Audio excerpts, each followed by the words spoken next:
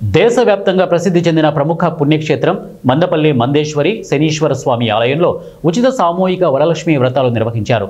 శ్రావణ మాసం చివరి వారం కావడంతో ఈ పూజా కార్యక్రమానికి వివిధ ప్రాంతాల నుండి అధిక సంఖ్యలో మహిళా భక్తులు తరలివచ్చారు. ఉదయం ఆలయ అర్చకులు, వేద పండితులు అమ్మవారి విగ్రహం వద్ద ప్రత్యేక పూజలు నిర్వహించారు. అనంతరం మహిళలుచే అమ్మవారికి పూజా కార్యక్రమాలు నిర్వహించారు. మహిళా భక్తులకు 9 రకాల పూజా సామగ్రితో పాటు విలువైన అమ్మవారి రూపును అందిస్తున్నట్లు ఆలయ కార్యనిర్వహణాధికారి దారపురెడ్డి రమేష్ బాబు తెలిపారు. పూజా కార్యక్రమం అనంతరం ఆలయం వెనుక ఉన్న కొబ్బరి తోటలో ఉచిత అన్న వితరణ కార్యక్రమం నిర్వహించారు.